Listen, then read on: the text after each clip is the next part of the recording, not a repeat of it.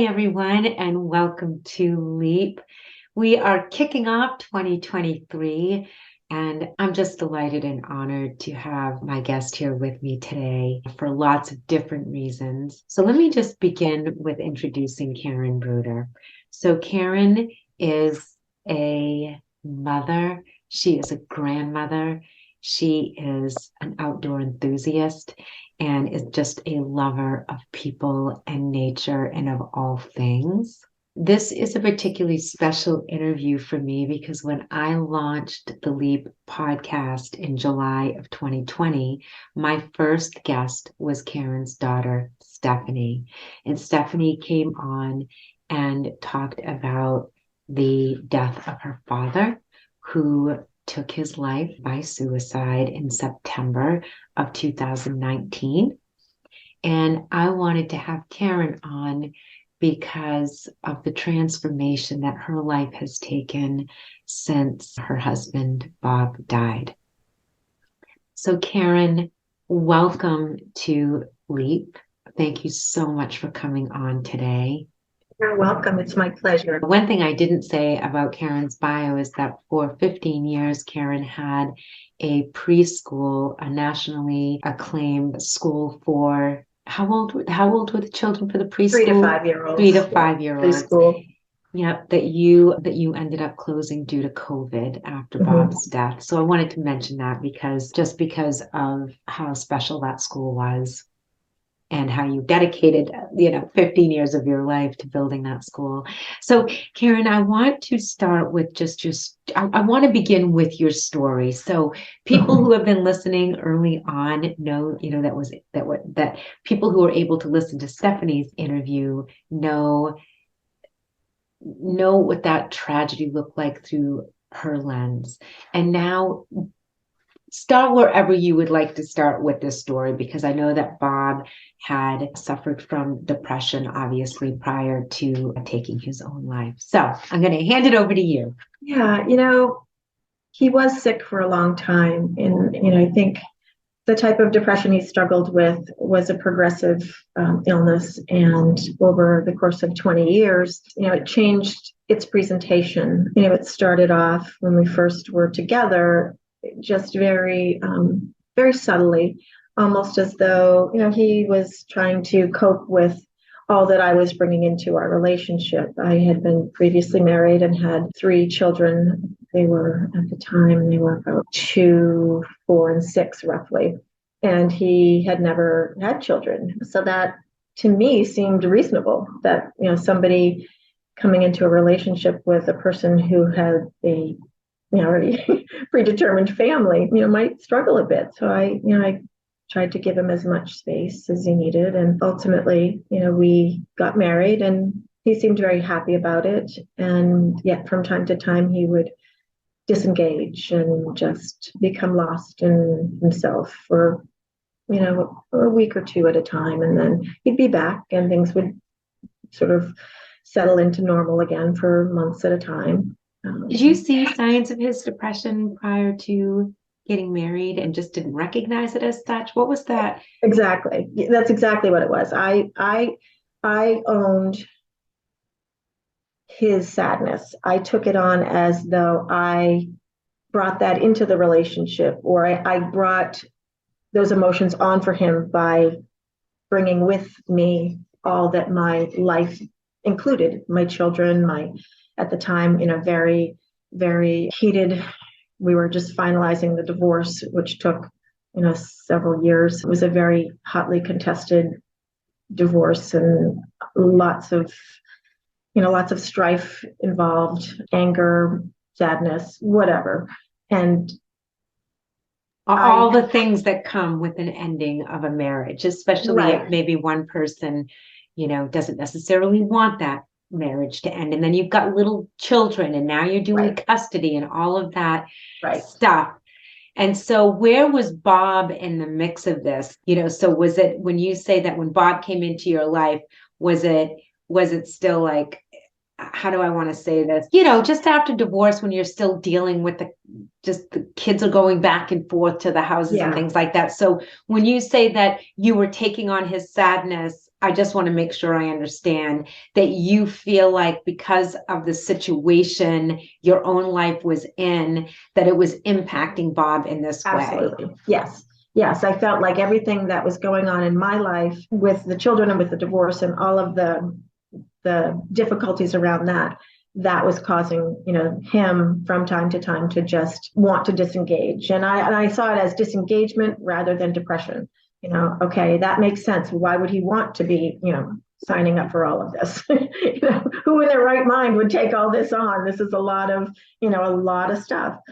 And so, I attributed it to everything that was going on, with me and sort of the fact that in some ways, marrying me with children caused him to sort of let go or have to relinquish what his ideal of what his family would look like, letting go of perhaps whatever dream he had of the nuclear family that he might have someday. But he always tried to reassure me that wasn't the case. It wasn't the case. He did say, yes, it's hard, but I love you. I love the kids.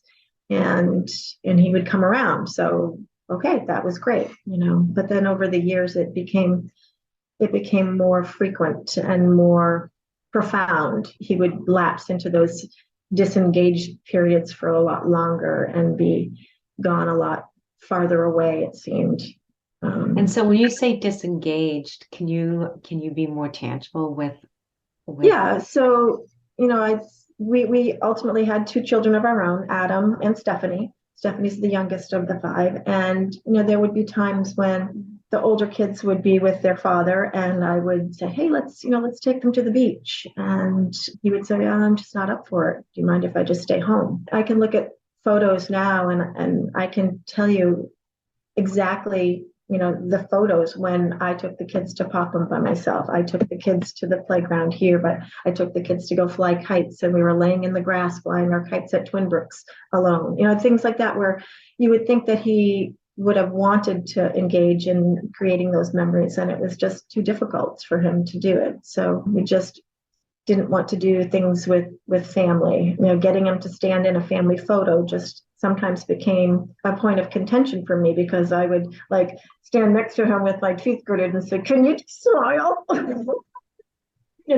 did you ever like I'm sure over the years you must have had discussions with him, right? Did you bring it up? Did he ever seek help? What did that look like over time? Did the kids notice when dad would disengage? What was happening around you as you would start to see the changes? I guess let's back up for 2 seconds because for a long time you thought you were bringing this into his world. Was there a switch with you when you realized, there's more to it than just what's going on with me and my children? Talk to us about that when you started to recognize that perhaps, this was depression. This was something more than just, the result of a divorce with, the chaos that goes with it. Right. Well, ironically, it was it was a therapist that really sort of helped me heal from my past. The side effects of divorce and the relationship that I had changed my thinking about myself so much so that I took everything on and owned everything and took, emotional responsibility for every failure that ever was. And through my therapists, I started to change. I started to remember who I was or who I am and appreciate that person and know that, not everything that goes wrong in the world is my fault. I did some EMDR work and I really think that saved my life. And in some ways I was never suicidal, but it helped me fall in love with the person I am again and appreciate me for all that I bring to this world, I think. And I am a huge proponent of EMDR, but for our listeners who do not know that kind of therapy, do you want to just spend a couple of minutes talking about your experience with that and what it is? And I didn't know what to think, but I had, wonderful therapist teams, a husband and wife team that I just adore to this day. And Bill would say, just close your eyes and go to a safe place. And I had this safe place in my mind, a place where I felt safe as a child. And he would take me to that place, and then we'd start talking about a difficult situation. And with bilateral stimulation, so tapping, like tapping on my knees, both knees, one at a time. I think, and you can explain this better, Susan, it helped me separate the memory from the emotion, and those events that were once triggers in my life that triggered really painful, powerful emotions became less of a trigger for me. I don't know. And let me just tell people and let me just tell, it's not, EMDR is a very specific type of therapy that has been around for a long, long time now. And it really is to help process traumatic memory. And so it stands for eye movement desensitization and reprocessing. And so they have you move your eyes in a specific way. Like I can't, I mean, without getting really deep into it, but it's very different. I guess I want people to know it's very different than sitting down and having talk therapy. Right. And there are therapists, you literally can Google it to find out who is trained. There are different levels of training with EMDR, and you can look in your local area to see if there are any therapists that are actually trained in this specific clinical modality. But I do know that there is some wildly successful stories out there of people who have dealt with long-term trauma, and EMDR has helped them with that. And I know that you're one of them. Mm-hmm. Definitely. Yeah. So I started to really use some of the tools that I was learning via talk therapy and the EMDR. And, I just started not owning everything anymore, and asking him to be accountable for his detachment, and saying, what's going on, and no, nothing isn't an appropriate response. You haven't spoken or done much out of your bedroom for 3 days now, and telling me nothing's wrong really isn't working. So he did start seeing a therapist. He was seeing a psychiatrist for a short time, and he didn't like how he would meet with her and talk. He didn't like going to just see a therapist or a psychiatrist who just prescribed meds. So he found this psychiatrist who would actually spend an hour, I think once a month, he was seeing her for talk therapy, and she prescribed some medications to help. But he didn't like the side effects. He didn't like how they made him feel. And over time, he began to use alcohol as sort of that drug of choice that sort of took him to that place of self-medicating. We call it self-medicating, right? Yeah, he was self-medicating, and that was his drug of choice. It didn't have the side effects that he, was unhappy with when taking a prescribed medication. So, but for me, I found that when he was in that place, I had to insulate my children from that. Not only did,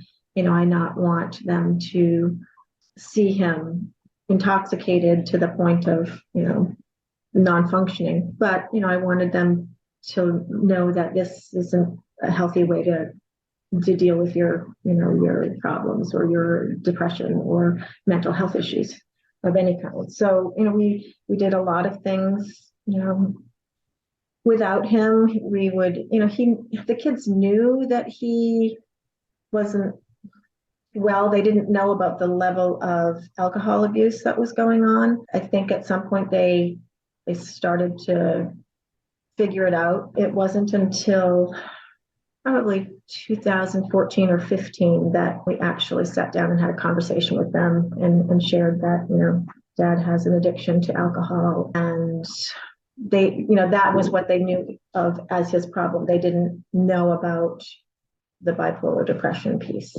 I mean, I know you, relatively well in your heart, and how, you're an empath, and you feel all the feelings, right? Like you said earlier, it took you a long time to understand that it wasn't your responsibility. Like how everybody else was feeling was not your responsibility, but also it's, as empaths, it's taking on other people's emotions that don't belong to us, right? Because you can feel that too. You feel other people's sadness in the room.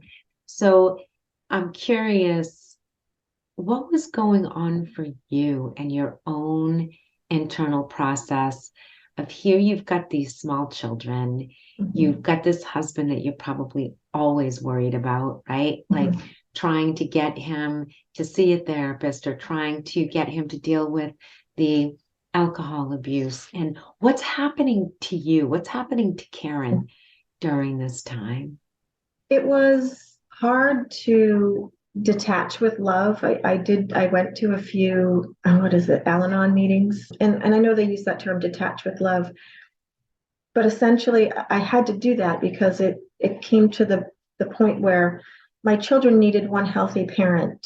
And I didn't love Bob any less. I loved him dearly and still do and will always. But I couldn't fix the problem for him. I couldn't make him well. I couldn't pray him well, or, I couldn't change any of it. He had to do that piece. And all I could do was insulate my children from as much or as many of the negative effects his illness and his addiction could cause them.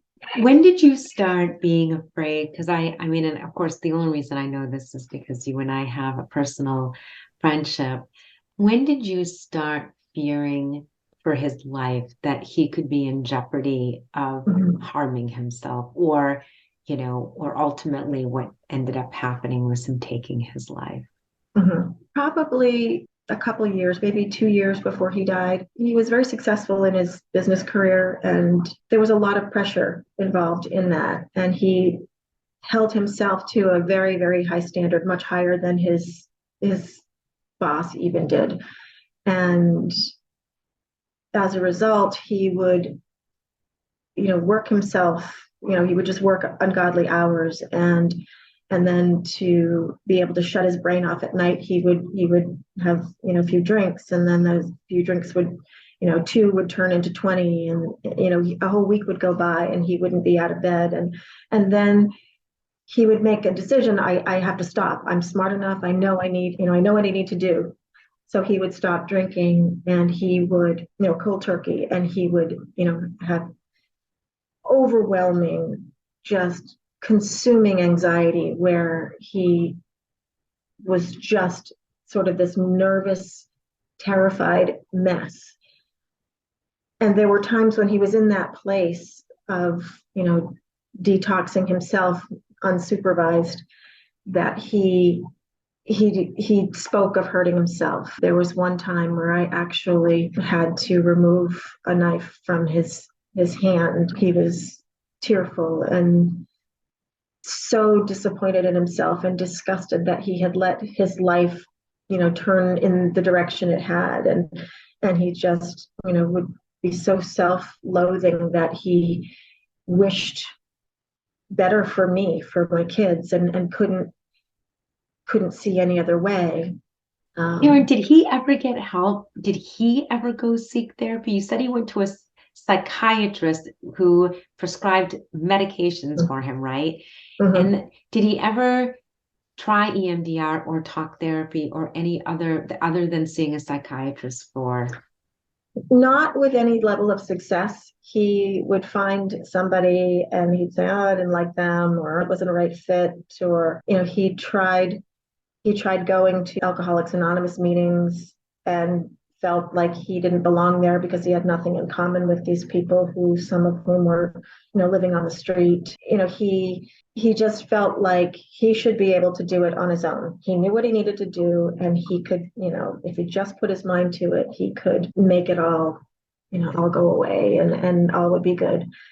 And then there were those times when he was in that place of anxiety after, having a binge. He would cry and ask me, "Why do you stay? Why are you here? You deserve better." And I told him that, much like a person who gets cancer, they don't they they're sick. Why would I leave him if he had a cancer diagnosis? Just because he had a mental illness that, he was trying to figure out. Granted, I wished he had, I wanted him to take more aggressive steps, but I couldn't make him do that. I wasn't going to leave him because he was mentally ill and subsequently developed an addiction to alcohol. So, I just never wanted him to feel like he had failed us, that somehow, You didn't want to compound exactly his depression and his sense of because really, I mean, I know that I did not know Bob personally. I know that there was a very slow erosion of his sense of self-worth. And we know that we know that that is a vicious cycle anyways, especially when you are using on top of some other mental health issues. Like for him, it was depression and anxiety.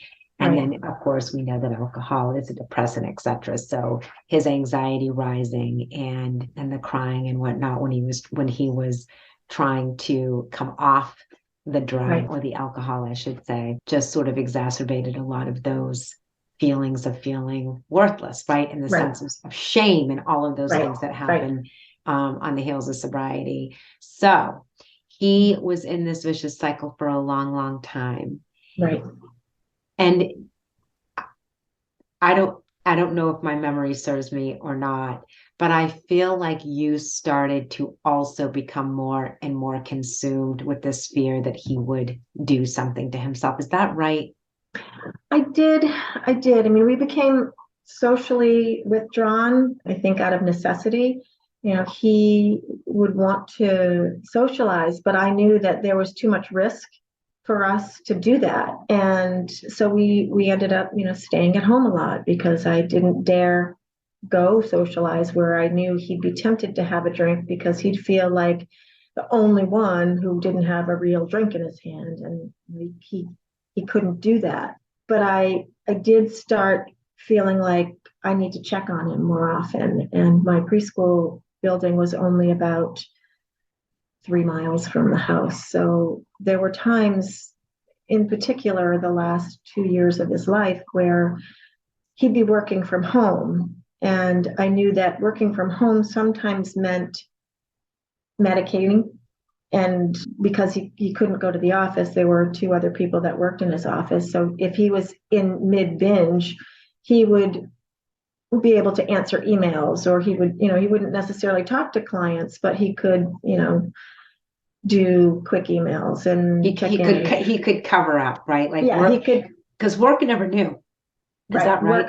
His one boss, his boss that he adored and considered, a best friend, he knew, and he covered for him many times, and he encouraged Bob to take some short-term, disability and go to rehab, but Bob wouldn't do it because he didn't want people to know. And even though, HIPAA laws don't allow you to know why somebody's out on short-term disability, he felt that that would be a career-ending decision and wouldn't do it. I mean, he wouldn't even tell his best friends what he was going through. At his memorial, there were so many people shocked to find out what he had been dealing with for 20 years because even his best friends didn't know. So yeah, there was this increase. What about you, Karen? And I feel like this is really important because I think with mental health and with substance use, those things thrive in secrecy, right? And we know this, most of us know this.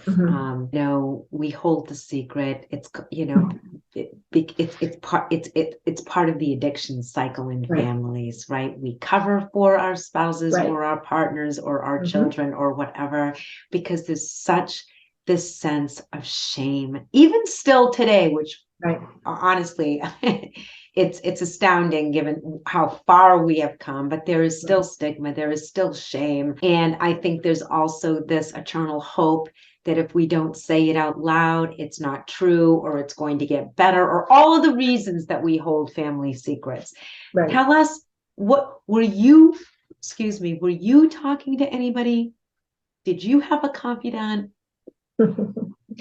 I did. So I have, a couple of dear friends who knew what was going on and were always, there for me to confide in. And I also talked with my therapists who knew exactly what was going on as well. So I was able to vent. I mean, I didn't ever talk with my adult children who were, by then, off on their own. they didn't really know the extent of it until late in his life. My oldest is a nurse practitioner, and there was one day when he says he didn't intentionally do it, but you don't take a whole large bottle of sleeping pills by accident. But I came home from work to check on him because he was working from home and he was non-responsive. So my daughter, who lives fairly close by, came over and tried to revive him in various ways they do in the ER, and he was not responding. And by the time I got to the hospital, he was, ambulanced in. They had him in a medically induced coma and had pumped his stomach and knew that he had overdosed on sleeping pills. At that point, you can't hide it anymore. But Right. he still denied that he tried to take his life. Is that right? He did. He did. I think, again, he didn't expect to survive, so he didn't expect to have to account for it. Yeah. So that was excruciatingly difficult, because when he came to, he went through this whole spectrum of side effects from the diphenhydramine overdose, that he was initially having visual hallucinations, and I was in the hospital with him. I stayed right there. Then the next day he was having auditory hallucinations and paranoia, and I thought, oh my gosh, if he's fried his brain and this is what I have to take care of, how the person I have to take care of from this moment forward, I don't know that I can do this. And then he ended up going into Spring Harbor Hospital for a week or slightly more. And he started seeing somebody after that outside and did some cognitive behavioral therapy work. But his commitment to doing that was impacted by his demands for work and his need to perform, self-imposed need to perform, so that he would do his homework for his next therapy session like the hour before he had to be there. And I called him out on it, and I said, you're supposed to be using the tools you're learning, and if you're not doing the homework until an hour before, what good is it? I didn't know he had stopped going to see her, and then I didn't know that he had stopped taking the medication that they put him on when he was discharged to Spring Harbor. So that went from like February to July, that 4-month time period. He wasn't getting therapy, and he wasn't taking his medicine, and you Right. did not know. No. And he ended up taking his life in September. In September. Mm-hmm. Yeah, I kept trying to, get him outdoors. That prior year of 2018, I had found a program that I thought would just be for, continuing education credits. And it's a program that just really, I think, gave me the support I needed at the time going through those difficulties. It was a program that sort of immersed me in nature. And I was the kind of kid that always was outdoors playing in the mud. And, mom would say, don't get wet. We'd inevitably fall in the pond and be covered with slime and stuff. And so just, the outdoors and nature in all its forms has always been a place where I felt safe. And so that year of coursework that I did in that Master Naturalist program was something new in my life while Bob was going through this sort of last year of his illness. And I started bringing him on walks with me, and I'd say, let's go for a walk. Well, his idea of a walk was a cardio walk. And I'm like crouched down, taking pictures of mushrooms and fungus and, lichens and, looking for animal tracks. And, he couldn't shut his brain down. He couldn't stop and see the little things that were right in front of him. And he, to his credit, or to his, to give him some, a break a little bit. He grew up in the city, so he laughingly. He wasn't quite as taken by nature. Exactly, he would laugh and say, "I don't know the difference between a squirrel and a chipmunk." And so during this time, did you become hypervigilant? Like, did you become more aware of, Yeah. What was happening, and sort of. Absolutely. So I would leave work frequently and come and check on him. That last year, I was not teaching directly in a classroom. I was strictly administrative because we were going through reaccreditation with NAUIC. And I would come home just to check on him to make sure he was okay. And, he didn't necessarily know that, it was because I feared for his life, but it was like, hey, do you need anything for lunch? I want to make sure that, you're doing okay. If you need anything, I'm just 5 minutes down the road. And yet, my biggest sense of guilt lies in the fact that I didn't check on him that day that he died. And I said to one of my staff members, and she was one of my confidants, I said, I feel like I should go check on him. And then I thought, I can't be held hostage by his mental illness. And, to this day, I have incredible guilt over not coming to find him before Stephanie did. And so for those of you who may not have heard the first podcast where Stephanie found her father in the garage, and Stephanie was 16 at the 16. time, is that right? Mm-hmm. I want to say something to all of our listeners, and Karen, of course, guilt that comes with, a lot of us feel guilt after an untimely death, and that is, I think, tenfold when somebody takes their life, because the survivors are always left with could have, would have, should have, etc. And Bob tried to take his life, was it 6 months earlier? Sorry, yes, yeah, around 6 months, yeah. Right? Mm-hmm. And what we do know, I think, that when somebody has committed to taking their life, there's nothing that we can do to stop it. And I know your therapist has told you this too. Right. And at the very same time, that's never helpful to hear, because you're still dealing with your own guilt, right? And I know, I wrote about it in my book. My brother didn't take his life, but I had my own massive guilt after my brother's death. Mm-hmm. And what it takes to work through that, and the way it can really feel so debilitating. Mm-hmm. When we carry this guilt, really, that there's nothing that I can say to any of my listeners who are carrying guilt that's all of a sudden going to make it disappear. But what I will say is, if you are carrying heavy guilt, please find someone to work through it, because it is a burden that I can tell you your loved ones do not want you carrying. And Karen, I know how much work you've done. And what I would love to, because I know, I could sit here and talk to you for hours on end, but one of the reasons I wanted to start the new year with this conversation is I know that you are now engaged, and which just feels like such a beautiful way to honor Bob. And I say that because I know that our loved ones want us to live our happiest, most fulfilled lives, and that you had to go through your own mental gymnastics to let this man into your life, and what that looked like with your children. Mm-hmm. Can you just, there's no way I know to sort of sum it up in 5 minutes, but can you talk to our listeners around letting this new chapter unfold in your life? And because now it's been 3.5 years since Bob died. Right. And I know that this new chapter has not been all roses and unicorns, but can you talk to our listeners about just this new chapter, and how you are able to welcome new love into your life? Mm-hmm. I think that, the key for me was I wasn't looking for it. I was really was resigned to never get married again. I've done this twice, don't need to do it again. And, I maybe had this hardened exterior a little bit, but, as hardened as an empath can be. and I was okay with that.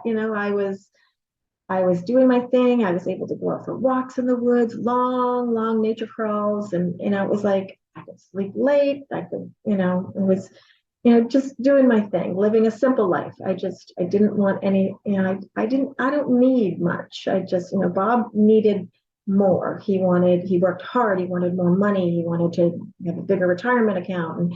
And I just want simplicity. So there was, one of the fun things I would do is I would go play trivia with a friend from high school. And there was this table that always won. And come to find out, one of the gentlemen at the table had spied me years before when I was married, didn't know that I was married. And then he found out through friends that I was single. And about a year after Bob died, he started, just saying, hey, you want to go skiing? And I was like, oh, I've got to, I really legitimately have a bad knee and I can't cross country, downhill ski, but maybe cross country. And, he jokingly to this day says, I asked you out, I think, 25 times and you said no every single time. I don't think he asked me out that many times.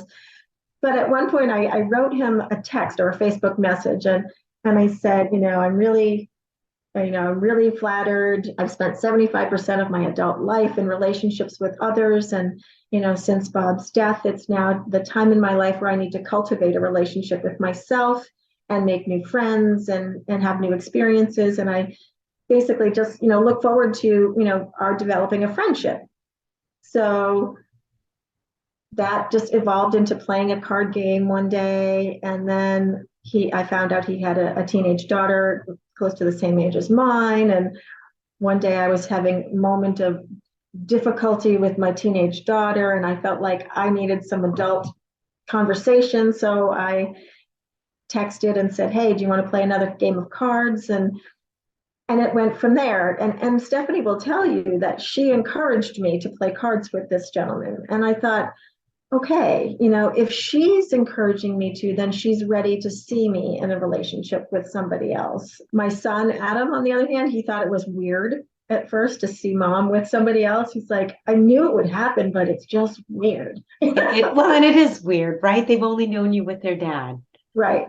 My older kids were like, Mom, it doesn't matter. We don't remember you with our dad. So, you're just with, somebody new.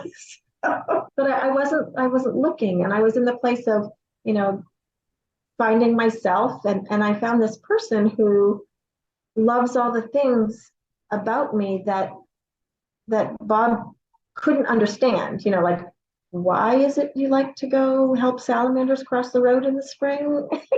Why would you touch those frog eggs?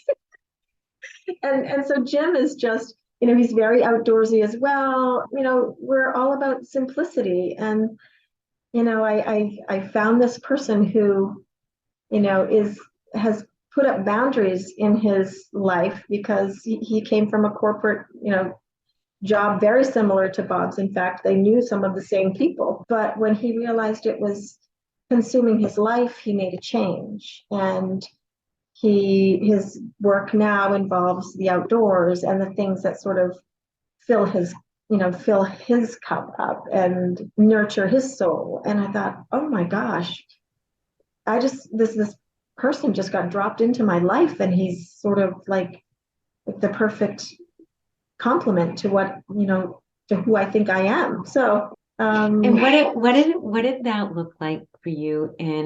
Because I know you had to have been riddled with the whole thing, right? The worry about the kids, but what was happening with you and your relationship with Bob? And I say that because I know you believe in the spirit world too, and not everybody does, and that's fine. What was happening there? Sort of like, I think sometimes the complexity of allowing new love into our life after we've lost the love of our life, and how we reconcile those two pieces. What did that look like for you? I still, there are times when I still talk to him. I mean, I did talk to him and say, I don't know if this is right. I don't know if this is where I'm supposed to be going. But I had a vision, and I've not told anybody this story. It was a month before Jim and I actually went on our first date. And he had called me several times, and I knew he, had a crush on me. And I had spent the month in Florida with my dad, the second winter of COVID. And I was in bed one night, and to this day, I can't tell you if it was a dream or if it was real, but it felt more real than any dream I've ever had. I woke up to Bob over me, giving me a kiss on the lips and saying, it's okay. And I'm going to burst into tears. I mean, I can feel it. That's a real visit. That's a real visitation. Honestly, I laid there for a while and I was questioning to myself, was that real or was that a dream? And I still can't answer it. And then I had another dream. This one, I think it was a dream, on the heels of that. Within a couple of weeks, I was sitting between two men. Bob was on one side, and it wasn't Jim, it was just some random man. And the random man reached over to hold my hand, and I immediately looked at Bob. And again, he said, "It's okay." So I think that, that was what helped me get beyond that feeling of, I can't do this, I'm betraying him. And, not everybody will necessarily have that moment, but, if you think about what your loved one would have wanted for you, would they want you to spend your life alone and in sadness, or with another person who loves and adores you? And so I feel blessed that I found this person who loves and adores me. I was telling my son the other day, I could make him a slice of buttered toast and you'd think I'd just given him the moon. They're so easy to please and just happy to be, just happy to be here, and, simplicity and being together, and let's just, we enjoy our time together. And I love that you allowed new love to come into your life because a lot of my friends know this. I mean, I talk to Rocky every day too, and he used to have this like when my brother would smile, his whole face would smile, right? He had the deep dimples and little twinkly eyes like my so mother, and handsome. he's so handsome, and his little eyes would like my mom would turn into crescent moons. I made this big decision to leave my job, and I think that when we make these huge decisions in our life, you know, at least for me, I'm always looking for the universal signs that we're making the right decision, right? Or Right. talk to my loved ones. And I remember when I was struggling with this decision, all of a sudden I had this flash of Rocky smiling with his little twinkling eyes. And I wasn't sleeping. I was like here, I was at my desk, and I felt that I felt that presence. And, it's funny because we're always asking ourselves, like you, was that a real dream? Was it not a real dream? Am I making this up? Am I not? And for me, it doesn't even matter, because what matters the most is that feeling that we get. That's Mhm. our higher power, whatever we want to call it, or a wink from the universe, whatever language you want to use. It's that it's that internal compass knowing that we're being guided, if that Mhm. makes sense. It's Right. very different than when we're in our egoic mind and Mhm. we're battling with ourselves. It's a it's a knowing, it's a deeper knowing, Mhm. even when we are terrified, right? Because all of the fears, we're even letting new love in, all of those fears. How are Right. my kids going to react? Oh, Am I betraying Bob? That's the right. head, that's the mind, that's the worry, that's the chatter. And it's the exact opposite of what I'm talking about, of listening to that higher power or that internal knowing. Mhm. And I want to thank you for coming on and sharing your story, because that struggle, I know how painful these years have been, since not just since Bob's passing, but before his passing. And Right. where you are now is just it's incredible for me, who have been a part of it from the sidelines, and I can see your glow. Oh, well, I think that, when you find your tribe and Yeah. you have good supports in place and good people around you, it certainly makes the journey easier. So thank you for being part of my journey. How would my last question that I love to ask in this interview is how you would describe what self-love looks like now? I would describe it as that feeling of knowing that you've nurtured yourself in a way that's meaningful to you, without without having guilt that you've not served others. I don't know if that makes any sense, but given where I'm at and the week that I've had, it makes perfect sense to me. It makes perfect sense to me too. And I think it goes back to what we're saying of we are spiritual beings in this body, and listening to that deeper self for guidance, because there is so much noise that we respond to outside of our inner knowing. And I think especially as women, this can be true of making all of the people happy. Yeah. Right? Always and trying to make. You can't make them happy until you are happy yourself. I think that's an important message that I'm still trying to impart on others. At this point in my life, my children are grown, and it seems to my children somewhat selfish for me to be taking care of me in a way that makes me happy. It does, the fact I'm doing things for me doesn't mean I love them any less. It just means I need to take care and love me. This is how I'm going to do it, and it's okay. And sometimes it can be rather painful. Yes, it can. And we cannot control the way people respond to our decisions and our boundaries around taking care of our own inner self. Right. So I want to thank you for being an inspiration. You certainly have been one to me. And I think just knowing your story, and I hope others listening, that it can be empowering. Going through what you have been through is so tragic on so many different levels. And as I've also talked about on this podcast, when grief breaks our heart wide open, it's an invitation for a transformation that we can't begin to understand unless we've really walked it. Right. Absolutely. So thank you so much. Well, thank you for having me. It's my pleasure.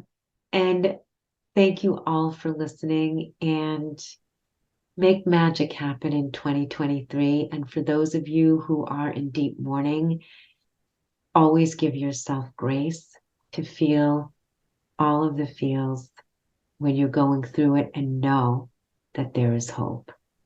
Thank you. And Karen, where can people find you? I am on Facebook at Karen Lessard, Lessard, Bruder. Bruder, Bruder. Yes. All right. Thank you. And thank you, listeners. And we'll see you guys all here next week. Bye for now.